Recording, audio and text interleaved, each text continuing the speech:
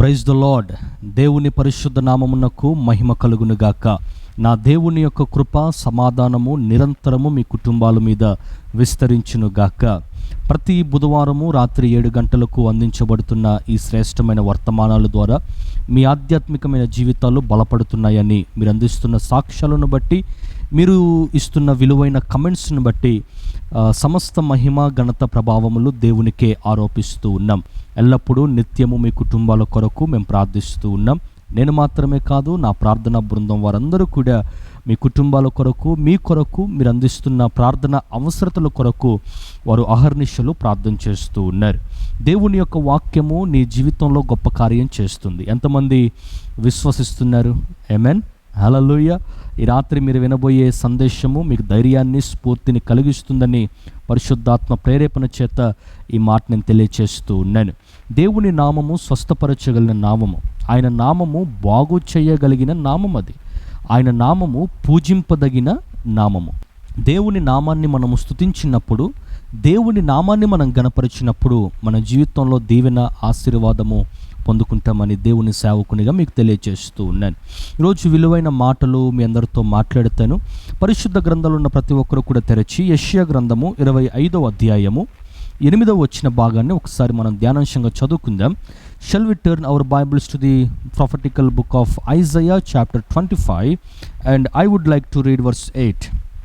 ప్రభు అయిన యెహోవా ప్రతి వాని ముఖము మీద బాష్ప బిందువులను తుడిచివేయును. ఆమేన్, ప్రైజ్ ద లార్డ్. దేవుడైన యెహోవా ప్రతి వాని ముఖము మీద ఉన్న బాష్ప బిందువులను ఏం చేస్తాడట? తొలగిస్తాడట, లేదా తుడిచివేయును అనే మాట ఇక్కడ మనం చూస్తూ ఉన్నాం. యెషయా గ్రంథాన్ని మినీ బుక్ ఆఫ్ బైబిల్ అని పిలుస్తారు. దేవుని యొక్క వాక్యంలో 66 గ్రంథాలు ఉన్నట్టుగా ఈ యెషయా గ్రంథంలో కూడా 66 అధ్యాయాలు మనం గమనించగలుగుతూ ఉంటాం.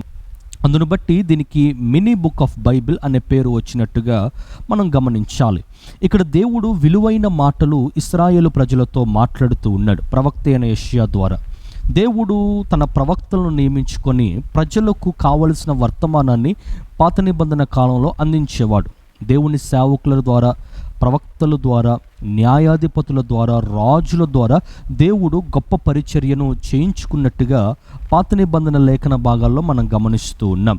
ఇక్కడ దేవుడైన యెహోవా తన ప్రజలకు సెలవిస్తున్న మాట ఏంటి అంటే, ప్రతి వాని ముఖము మీదున్న బాష్ప బిందువులను దేవుడు ఏం చేస్తాడట? తుడిచివేస్తాడట. బాష్ప బిందువులు అంటే టీయర్స్, కళ్ళల్లో నుంచి వస్తున్న ఆ కన్నీటి చుక్కలు దేవుడు ఏం చేస్తాడు? తుడిచివేస్తాడు. పిల్లల్ని మీరు తీసుకునండి, ఏడ్చేటప్పుడు ప్రేమ కలిగిన తల్లిదండ్రులు ఏం చేస్తారంటే దగ్గరికి పిలిచి, ఎందుకు ఏడుస్తున్నావు బాబు, ఎందుకు ఏడుస్తున్నావు నాన్న అని చెప్పి వారు ఏడుస్తున్నప్పుడు ఓదారుస్తూ ఉంటారు. వారి ముఖము మీద నుండి కారుతున్న ఆ కన్నీటి చుక్కల్ని ఏం చేస్తారంటే హ్యాండ్ కర్చీఫ్ ద్వారా, వారి మినీ క్లాత్ ద్వారా వారు ఏం చేస్తారంటే కన్నీళ్ళు తుడుస్తూ ఉంటారు. ఎప్పుడైతే తల్లిదండ్రులు పిల్లల కన్నీళ్ళు తుడుస్తూ ఉంటారో అప్పుడు పిల్లలకు ఎనలేని ధైర్యం, ఒక నిరీక్షణ, ఒక ఆనందం, ఒక సంతోషం. నా కన్నీళ్లను తుడిచే తల్లిదండ్రులు నాకు ఉన్నారు. కొంతమంది తల్లిదండ్రులు ఏడుస్తూ ఉంటే ప్రేమ కలిగిన పిల్లలు ఏం చేస్తారంటే, మమ్మీ, డాడీ ఎందుకు ఏడుస్తున్నారు? నేను ఉన్నాను కదా నీకు, ఏమీ బాధ మీకు కలిగింది, ఎందుకు బాధపడుతూ ఉన్నారు, ఎందుకు ఏడుస్తున్నారు, ఎందుకు దుఃఖపడుతున్నారు, మేము ఉన్నాం కదా అని చెప్పి ధైర్యము నింపి వారి ముఖము మీద కారుతున్న ఆ కన్నీళ్ళని ఏం చేస్తారంటే తుడుస్తూ ఉంటారు. గమనించండి, మన ముఖము మీద ఉన్న బాష్ప బిందువులను దేవుడు కూడా తుడుస్తారట. దేవునికి స్తోత్రం కలుగునుగాక. ఆమేన్, ప్రైజ్ ద లార్డ్. మన దేవుడు ఎంత గొప్పవాడో చూడండి. మన దేవుని ప్రేమ ఎంత ఉన్నతమైందో ఈ వచనం ద్వారా మనం గమనించగలగవచ్చు. అంటే దేవుని యొక్క ప్రేమ ఎంత విలువైందంటే, తన చేత ఏర్పాటు చేయబడిన ప్రజలు ఎవరైతే ఉన్నారో, తన స్వారూప్యములో కలగ చేయబడిన ప్రజలు ఎవరైతే ఉన్నారో ఆ ప్రజలు బాధపడుతూ ఉంటే, ఏడుస్తూ ఉంటే, దుఃఖపడుతూ ఉంటే దేవుడు చూస్తూ ఊరుకునేవాడు కాదు. ప్రతి ఒక్కరి బాష్ప బిందువులను దేవుడు తుడుస్తాడు. ఆయన ప్రేమ కలిగిన దేవుడు, మహోన్నతుడు. ఈ రాత్రి నీ సమస్యను చూస్తున్న దేవుడు, నీ దుఃఖాన్ని గమనిస్తున్న దేవుడు, నీ కన్నీరును దేవుడు చూస్తున్నాడు. ఒకవేళ ఎటువంటి సమస్యల చేత ఈ రాత్రి నువ్వు ఏడుస్తూ ఉన్నావో, దుఃఖపడుతూ ఉన్నావో, బాధపడుతూ ఉన్నావో, నీ జీవితంలో ఎటువంటి సమస్యల చేత ఎక్కువగా ఆలోచిస్తూ డిప్రెషన్లోకి వెళ్ళిపోయి కన్నీరు మున్నీరు అవుతుందో, నువ్వు భయపడాల్సిన పరిస్థితి లేనేలేదు. ఎందుకంటే నువ్వు ఆరాధించే నీ దేవుడు నీ బాష్ప బిందువులను ఏం చేస్తాడు? దేవుడు తుడుస్తాడు. చాలామంది అనుకుంటారు, అయ్యా నేను ఏడుస్తున్నా కానీ నా కన్నీటికి విలువ లేదు, నేను బాధపడుతున్నా కానీ దేవుడు నన్ను చూస్తూ ఊరుకుంటూనే ఉన్నాడు, దేవుడు ఎటువంటి కార్యం నా పట్ల చేయట్లేదు, ఎటువంటి అద్భుతం దేవుడు నా పట్ల జరిగించట్లేదు. ఆర్థిక సమస్యలను బట్టి ఏడుస్తున్నాను, అప్పుల భారాలను బట్టి ఏడుస్తున్నాను, కుటుంబ సమస్యలను బట్టి ఏడుస్తున్నాను, వ్యక్తిగతంగా నా జీవితంలో ఎదుర్కొంటున్న ప్రాబ్లమ్స్ని బట్టి దుఃఖపడుతున్నాను, నా కుటుంబంలో ప్రతి ఒక్కరికి కూడా అనారోగ్య సమస్యలు ఎక్కువైపోతూ ఉన్నాయి, వచ్చిన డబ్బంతా కూడా హాస్పిటల్కి ఖర్చు చేస్తూ ఉన్నాను, ఏది కూడా నేను సరిగా అనుభవించలేని పరిస్థితుల్లో ఉన్నానయ్యా, ఆనందం లేదు, సంతోషం లేదు, నెమ్మది లేదు, మనశ్శాంతి లేదని చెప్పి చాలామంది ఏడుస్తూ, ఇక ఏడుపే శరణ్యం, ఈ ఏడుపు తప్ప నా జీవితంలో ఇంకేది లేదు, జీవితాంతం ఏడ్చుకుంటూనే నేను కూర్చోవాలేమో అన్నట్టుగా చాలామంది బాధపడుతూ ఏడుస్తూ ఉన్నారు తమకున్న సమస్యలను బట్టి. ఈ రాత్రి నీ జీవితం కూడా అలానే ఉందా? సమస్యలను బట్టి ఏడుస్తున్నావా? ఇరుకులను, ఇబ్బందులను బట్టి ఏడుస్తున్నావా? ప్రతికూలమైన వాతావరణాన్ని బట్టి ఏడుస్తున్నావా? నీ జీవితంలో జరుగుతున్న ప్రతికూలమైన సమస్యలను బట్టి ముందుకెళ్లాలో తెలియక, వెనక్కి రావాలో తెలియక డిప్రెషన్లోకి వెళ్ళిపోయి ఎవరికైనా చెప్పుకుంటే ఎవరు ఎక్కడ చిన్న చూపు చూస్తారో, నా సమస్యను ఎక్కడ వారు అడ్వాంటేజ్గా తీసుకొని ఇంకెక్కువ బాధలు, ఇంకెక్కువ నిందలు నా మీద మోపుతారో అని చెప్పి బాధపడుతూ ఏడుస్తూ ఈరోజు ఈ వాక్యం వింటున్నావేమో, అటువంటి సిచ్యువేషన్లో ఉండి ఈ రాత్రి వాక్యాన్ని వింటున్నావేమో. నా దేవుడు వాగ్దానపూర్వకముగా ధైర్యముతో నీకు ఇస్తున్న వాగ్దానం ఏంటో తెలుసా? నీ ముఖము మీద కారుతున్న ప్రతి కన్నీరును నా దేవుడు ఏం చేయబోతున్నాడు? తుడిచివేయబోతున్నాడు. తల్లిదండ్రులు మాత్రమే కాదు నీ కన్నీరును తుడిచేది, పిల్లలు మాత్రమే కాదు నీ కన్నీరును తుడిచేది, నీవు ప్రేమించిన నీ భార్య, నీ భర్త మాత్రమే కాదు నీ కన్నీరును చూస్తుంది. దేవుడు కూడా నీ కన్నీరును చూస్తున్నాడు, ఆయన తుడిచేస్తాడు నీ కన్నీరు. కన్నీరు తుడవబడము అంటే అర్థం ఏంటో తెలుసా? ఇకపై నిట్టూర్పు, దుఃఖము, బాధ, వేదన ఇకపై నీ జీవితంలో ఉండబోవు అనే ఒక ఆలోచన దేవుడు ఇక్కడ మాట్లాడుతూ ఉన్నాడు. అదే దీనికి సాదృశ్యం. ఎందుకు? నువ్వు ఆరాధించే దేవుడు నీకు తల్లి లాంటి వాడు, నీకు తండ్రి లాంటి వాడు. ఆయన నిన్ను కన్న దేవుడు. ఆయన నువ్వు అనుకుంటున్నావు తల్లిదండ్రులు నన్ను కన్నారండి అనుకుంటున్నావు, కానీ అల్టిమేట్గా దేవుడే నీకు ఈ బర్త్ ఇచ్చాడు, ఈ జీవితము దేవుడే నీకు కలుగచేశాడు. అందుకే దైవజనుడు భక్తుడు దావీదు మాట్లాడుతూ అంటాడు, నీవు నన్ను కలుగచేసిన విధానము చూడగా నాకు భయమును ఆశ్చర్యమును కలుగుచున్నవి అనే మాట. అంటే David believed that God has created me. నేను దేవుని స్వారూప్యంలో కలుగ చేయబడ్డాను, దేవుని పోలికలో సృష్టించబడ్డానని చెప్పి దావీదు విశ్వసించాడు. ఈరోజు నీవు నేను విశ్వసించవలసింది కూడా అదే. దేవుడే మనల్ని కలుగ చేశాడు కాబట్టి ఆయన మనకు తండ్రి లాంటి వాడు, తల్లి లాంటి వాడు. ఆయన మన ముఖముల మీద ఉన్న బాష్ప బిందువులను దేవుడు ఏం చేస్తాడట? తుడిచివేస్తాడట. ఆదరణ, గొప్ప ఆదరణ నీకు కలుగుతుంది. ఈరోజు నిన్ను ఆదరించేవారు లేరని బాధపడొద్దు, నిన్ను చూసేవారు లేరని నువ్వు బాధపడవచ్చు, నీ బాధలను గమనించేవారు లేరని నువ్వు బాధపడొద్దు. ఏడుస్తున్నావు, బాధపడుతున్నావు, దుఃఖపడుతున్నావు, నీ దుఃఖాన్ని గమనించేవారు ఎవరూ లేరని చెప్పి నువ్వు ఏడవద్దు, బాధపడొద్దు. నీ దుఃఖాన్ని దేవుడు చూస్తున్నాడు, ఆయన నీకు సంతోషం ఇస్తాడు, నీకు సమాధానం ఇస్తాడు, నీ జీవితంలో అద్భుతాలు, ఆశ్చర్య కార్యాలతో దేవుడు నింపుతాడు. అయితే మనం ఏం చేయాలి? మన బాష్ప బిందువులు తుడవబడాలంటే మనం ఏం చేయాలో ఒక మాట నేను చూపిస్తాను. బైబిల్లో నుంచి అదే అధ్యాయంలో నుంచి మొదటి వచనం మనం చదువుకుంటే, యెహోవా నీవే నా దేవుడవు, నేను నిన్ను హెచ్చించెదను, నీ నామమును ఏం చేస్తాను? నేను స్తుతించెదను. ప్రైజ్ ది లార్డ్, హల్లెలూయా. ఇక్కడ భక్తుడు మాట్లాడుతున్న మాట చూడండి, దేవా నేను నిన్నేం చేస్తాను? హెచ్చిస్తాను. నన్ను నేను హెచ్చించుకోనయ్యా, నిన్ను మాత్రమే హెచ్చిస్తాను. ఎందుకంటే నీవే పైవాడవు, నీవే గొప్ప దేవుడవు, సర్వ సృష్టిని కలగచేసిన మహోన్నతుడైన మహనీయుడైన దేవుడవు నీవే. కాబట్టి నేనేం చేస్తానంటే నిన్ను మాత్రమే హెచ్చిస్తాను, నన్ను నేను హెచ్చించుకోవటం కాదు. ఈరోజు చాలామంది జీవితంలో నుండి ఈ విధానంలో చాలామంది ఉండట్లేదు, తమకు తామును హెచ్చించుకుంటున్నారు. తమకు తాము మేమే గొప్ప అనుకుంటున్నారు, తమకు తాము మేమే ఉన్నతమైన వారము అనుకుంటున్నారు. మా చదువు, మాకున్న చదువును బట్టి ఏమండి, తమకున్న చదువును బట్టి, తమకున్న డిగ్రీలను బట్టి ఏమండి, తమకున్న ధనధాన్యాలను బట్టి, తమకున్న డబ్బును బట్టి, తమకున్న పలుకుబడిను బట్టి వాళ్ళు తమకు తాము హెచ్చించుకుంటూ ఉన్నారు. లోబడే స్వభావము చాలామందిలో కనబడట్లేదు. అనుకున్నది జరిగితే చాలు హెచ్చింపు వాళ్ళ జీవితంలో ఆటోమేటిక్గా వస్తూ ఉంది. వాళ్ళ మనసులో గర్వము, అహంభావము, అహంకారము వారి జీవితంలో వారు అనుభవిస్తూ ఉన్నారు. ఇవన్నీ వాళ్ళ జీవితంలో కనబడుతూ ఉన్నాయి. ఇవన్నీ వాళ్ళ జీవితంలో ఉండడం ద్వారా ఏమవుతుంది, ఏం జరుగుతుంది అంటే వారు ఉన్నతమైన స్థానంలోకి దీవించబడలేకపోతున్నారు, ఆశీర్వదించబడలేకపోతూ ఉన్నారు. తమకు తాము హెచ్చించుకుంటున్నారు. ఒక మాట నేను చెప్తాను, గమనించండి. నీకు నువ్వు హెచ్చించుకుంటే అది గర్వము అని పిలుస్తారు. దేవుడు నిన్ను హెచ్చిస్తే అది ఆశీర్వాదం అంటారు. ఆమేన్, ప్రైజ్ ద లార్డ్. ఈ మాట గమనించాలి మీరు. మళ్ళొకసారి నేను చెప్తున్నాను, వినండి. నీకు నువ్వు హెచ్చించుకుంటే దాన్ని గర్వం అంటారు, దేవుడు హెచ్చిస్తే దాన్ని ఆశీర్వాదం అంటారు. ఈరోజు గర్వాంధికుడిగా నువ్వు మారాలనుకుంటున్నావా, ఆశీర్వాదానికి కారకుడిగా నువ్వు మారాలనుకుంటున్నావా, నువ్వే డిసైడ్ చేసుకోవాలి. గర్వాంధికుడిగా మారాలంటే నువ్వు హెచ్చించుకో. నీకున్న తలాంతులను బట్టి, నీకున్న దేవుడు నీకు ఇచ్చిన ఆ యొక్క టాలెంట్ని బట్టి, దేవుడు నీకు ఇచ్చిన ఆశీర్వాదాన్ని బట్టి, దేవుడు నీకు ఇచ్చిన ధనాన్ని బట్టి, దేవుడు నీకు ఇచ్చిన ఉద్యోగాన్ని బట్టి, దేవుడు నీకు ఇచ్చిన పొజిషన్ బట్టి, దేవుడు నీకు ఇచ్చిన అందచందాలను బట్టి, ఇవన్నీ చూస్తూ నీకు నువ్వు గర్వపడితే, నీకు నువ్వు హెచ్చించుకుంటే దాన్ని గర్వము అంటారు. దేవుడు హెచ్చిస్తే దాన్ని ఆశీర్వాదము అంటారు. అందుకే never ever boast yourself by seeing your material positions. Never ever boast yourself by seeing your background. Never ever boast yourself by seeing your education, degrees and something other. దేనైనా సరే నీకున్న దాన్ని బట్టి నువ్వేం చేయకూడదు, నువ్వు హెచ్చించుకోకూడదు. ఎల్లప్పుడూ దేవుణ్ణి మాత్రమే హెచ్చించాలి, దేవుణ్ణి మాత్రమే నువ్వు హెచ్చించాలి. ప్రభువా, ఈరోజు కలిగి ఉన్నదేది నీవు లేకుండా కలగలేదు నాయన. ప్రతి ఉదయం ఈ ప్రార్థన చేయాలి. ప్రభువా, కలిగి ఉన్నదేది నీవు లేకుండా కలగలేదు. నా జీవితంలో ప్రతిరోజు నేను చేసుకునే ప్రార్థన ఏంటో తెలుసా? ప్రభువా, what ever today I have, it's all by your grace and mercy and your compassion. నీ కృప చేత, నీ దయ చేత, నీ ప్రేమ చేత మాత్రమే ఈరోజు నా జీవితంలో సమస్తము కలుగున్నాయి.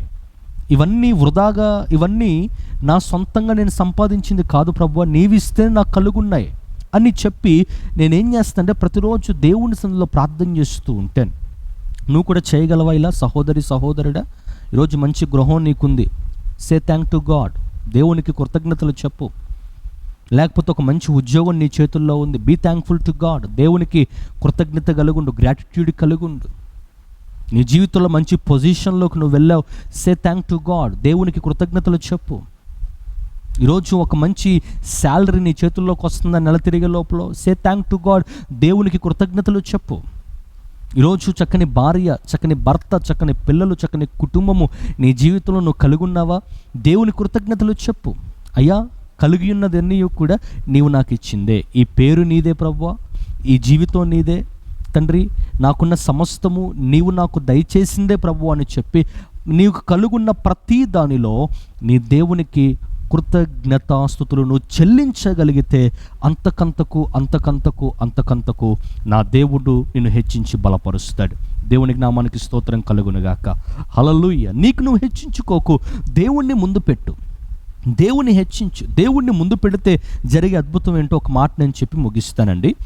ఒకసారి ఇశ్రాయేలు ప్రజల్ని ఐగుప్తు దేశంలో నుంచి బయటికి రావాలని చెప్పి దేవుడు వారిని బయటికి రప్పించుటకు నాయకుడిగా మోషేను దేవుడు ఎన్నుకున్నాడు. దేవుడు మోషేని ఎన్నుకున్న తర్వాత మోషే ఫరో యొద్దకు వెళ్ళాడు. ఫరో యొద్దకు వెళ్ళిన తర్వాత మోషే ఫరోను అడిగాడు, ఫరో పంపించు, ఇశ్రాయేలు ప్రజల్ని తమ దేశానికి తమ వెళ్ళడానికి పంపించు, దేవుడు వారిని విడిపించడానికి ఇష్టపడుతున్నాడని చెప్పినప్పుడు ఫరో వినలేదు. అప్పుడు దేవుడు 10 రకాలైన తెగుళ్లను ఐగుప్తు దేశం మీదకి పంపించినట్టుగా దేవుని వాక్యంలో మనము చూస్తూ ఉన్నాం. విచిత్రం గమనించండి, ఇక్కడ మోషే తన ప్రయాణం ప్రారంభించినప్పుడు దేవుడు చెప్తాడు, మోషే 6 లక్షల మంది కాళ్ళబలాన్ని నీకు ఇచ్చాను, so you can start your journey. నీ ప్రయాణాన్ని నువ్వు ప్రారంభించవచ్చు అంటే మోషే ఏమంటాడు తెలుసా, ప్రభువా 6,00,000 మంది కాలబలం నాకున్నా, లేకపోతే ఇశ్రాయేలు ప్రజలు నాకు తోడుగా ఉన్నా, వీరందరితో నాకు పని కాదయ్యా, నీవు నా ముందర నడవాలి. You have to come before me, నా ముందు నువ్వు నడవాలి, నాతో నువ్వు ఉండాలి ప్రభువా. నీవు నా ముందర ఉంటే, నీవు నాతో ఉంటే, ఎన్ని సమస్యలు వచ్చినా, ఎన్ని ఇబ్బందులు వచ్చినా, ఎన్ని ప్రతికూలమైన వాతావరణాలు వచ్చినా, నా జీవితంలో వాటిని దాటుకుంటూ నేను ముందుకు ప్రయాణం చేయగలను అని చెప్పి మోషే దేవుడైన యెహోవా సహాయాన్ని కోరినట్టుగా దేవుని వాక్యంలో మనం చూస్తూ ఉన్నాం. మనకు తెలుసు కదా, అప్పుడు దేవుడు తన ప్రజల ముందు నడిచినట్టుగా, పగలు మేఘస్తంభమై, రాత్రి అగ్నిస్తంభమై, వారి కుడి పక్కన ఎడమ ప్రక్కన, వారి ముందు వారి వెనుక దేవుడు నడిచి అరణ్యములో వారి ప్రయాణంలో దేవుడు తోడుగా ఉన్నట్టుగా దేవుని వాక్యంలో చూస్తూ ఉన్నాం. సమస్యలు వచ్చాయి, శోధనలు వచ్చాయి, ఇరుకులు వచ్చాయి, ఇబ్బందులు వచ్చాయి. ఏవండి, ప్రజల జీవితంలో ఎంతో రకాలైన భయంకరమైన శత్రు అపాయాలు కలిగినప్పటికీ కూడా దేవుడు వారిని ఏం చేశాడు, తప్పించాడు. It's all because that God has walked before the people of Israel. మోషే ప్రార్థన చేశాడు, మా ముందర నీవు ఉండాలి, నీవు లేకపోతే మేము లేవు, మేము చేయలేము ఈ ప్రయాణం అని చెప్పి మోషే ప్రార్థన చేశాడు. ఈరోజు ఈ విధంగా నువ్వు ప్రార్థన చేయగలవు, ప్రభువా నీవు నా ముందర ఉండాలి, నా ముందర నీవు నడవాలి ప్రభువా, నా జీవితంలో నీవు ఉండాలి. ఈరోజు కలిగి ఉన్నదేది నువ్వు లేకుండా కలగలేదు, ప్రతిదీ నీవిచ్చిందే ప్రభువా అని చెప్పి మోషే ప్రార్థించినట్టుగా నీవు కూడా ప్రార్థించగలిగితే దేవుడు నీ పక్షాన, నీ పిల్లల పక్షాన, నీ కుటుంబం పక్షాన, నీ జీవితం మీద దేవుడు తన అధికారాన్ని వెల్లడిపరుస్తాడు. ప్రైజ్ ది లార్డ్, హల్లెలూయా. దేవుణ్ణి ముందు పెట్టు. మనం చేసే పొరపాటు తెలుసా, ప్రతిసారి దేవుణ్ణి మనం వెనకబెడతాం. ప్రభువా నువ్వు వెనకుండు, లేకపోతే కుర్చీ చేసుకొని కూర్చొని ఆయన, నేను ముందుకు ఏం చేస్తాను, నడుస్తాను. క్రమమేనా ఇది, పద్ధతేనా ఇది? దేవుణ్ణి ముందు పెట్టాలి. రెండవది దైవజనుడిని ముందు పెట్టాలి. దైవజనుడు, నీ ప్రార్థన వల్లే మా జీవితంలో కార్యాలు జరిగాయ్యా, నీ ప్రార్థన ద్వారానే మా జీవితంలో అద్భుతాలు జరిగాయ్యా అని చెప్పి దైవజనునికి కృతజ్ఞత కలిగి ఉండాలి. దేవుణ్ణి ముందు పెట్టాలి, దేవుణ్ణి హెచ్చించాలి. ఆ అనుభవం నీ జీవితంలో ఉన్నప్పుడే నీ కన్నీరు, నీ వేదన దేవుడు ఏం చేస్తాడట, కొట్టివేస్తాడట. నిన్ను నువ్వు హెచ్చించుకున్నావు, నీకు నువ్వు గొప్ప అనుకున్నావు, నీకు నువ్వు బోస్ట్ చేసుకున్నావు కాబట్టే జీవితంలో ఓడిపోయావు, నష్టాన్ని చూసావు, బాధపడుతున్నావు, ఈరోజు కన్నీరు పాలయ్యి. కానీ ఇకపై నువ్వు అలా ఉండటం దేవునికి ఇష్టం లేదు. ఇకపై నువ్వు ఆ కన్నీటితో బ్రతకాలని దేవునికి ఇష్టం లేదు. నీ కన్నీరు తుడవబడాలంటే ఇప్పటికైనా సరే గ్రహించి వర్తమానం ద్వారా దేవుణ్ణి ముందు పెట్టు, దేవుణ్ణి హెచ్చించడం ప్రారంభించు. నీకు కలిగి ఉన్నది ఏది దేవుని లేకుండా కలగలేదు. క్రొత్త నిబంధనలో యేసుక్రీస్తు ప్రభువారు పరిచర్య ప్రారంభించినప్పుడు ఆయన పరిచర్యలో ఎంతోమందిని దేవుడు స్వస్థపరిచినట్టుగా, బాగు చేసినట్టుగా మనం చూస్తూ ఉన్నాం. ఒక తల్లికి ఒకడే కుమారుడు, ఆ కుమారుడు చనిపోయాడు, పాడి మీద మోసుకుంటూ వెళ్ళిపోతూ ఉంటే ఆ కుమారుడిని దేవుడు చనిపోయిన ఆ బిడ్డను లేపి స్వస్థపరిచినప్పుడు అప్పుడు దేవుడు మాట్లాడుతూ అంటాడు, అమ్మా ఇకపై నువ్వు ఏడవకు, నీ బాధ ఏమైపోయింది, నీ నుండి దూరం అయిపోయింది. దేవుడు ఆమె బాష్ప బిందువును తుడిచాడు, ఆమె కష్టాన్ని దేవుడు చూశాడు, ఆమె శ్రమను దేవుడు చూశాడు. ఈరోజు నీ శ్రమను కూడా దేవుడు చూస్తాడు. కన్నీటి శ్లోకంలో ఉన్నావు, అవును నీకు అనిపించవచ్చు, పరిస్థితులన్నీ కూడా చేజారిపోయిన తర్వాత, ఇబ్బందులైన తర్వాత, ప్రతికూల వాతావరణంలో నువ్వు ఉన్నప్పుడు, నిస్సహాయమైన స్థితిలో నువ్వు పడిపోయి ఉన్నప్పుడు, నీ అనుకున్న వారే నిన్ను వదిలిపెట్టి వెళ్ళిపోయినప్పుడు నీకు బాధ అనిపించవచ్చు. నీ ఉద్యోగం పోయినప్పుడు, వ్యాపారంలో లాభం రానప్పుడు, నష్టం వచ్చినప్పుడు, ఏమండి నీకు బాధ వేదన ఉండొచ్చు, నువ్వు ఏడుస్తూ ఉండొచ్చు, ఎవ్వరు నీ కన్నీరు చూసేవారు లేకపోయి ఉండొచ్చు. కానీ ఆకాశం నుండి దేవుడు నీ బాష్ప బిందువులను తుడిచివేయడానికి ఆయన సిద్ధంగా ఉన్నాడు. Please trust your God. నీ దేవుని మీద నువ్వు నమ్మకం ఉంచు, విశ్వాసం ఉంచు, దేవుడి కార్యాలు చేస్తాడు. కొన్నిసార్లు నీ బాధ ఎలా ఉంటుందంటే, ఒకసారి ఒక సహోదరి దేవుని మందిరంలో ఏడుస్తూ కొంతమంది చూడండి బయట సంతోషంగా ఉన్నట్టే ఉంటారు, కానీ లోపల ఏడుస్తూ ఉంటారు, బాధపడుతూ ఉంటారు.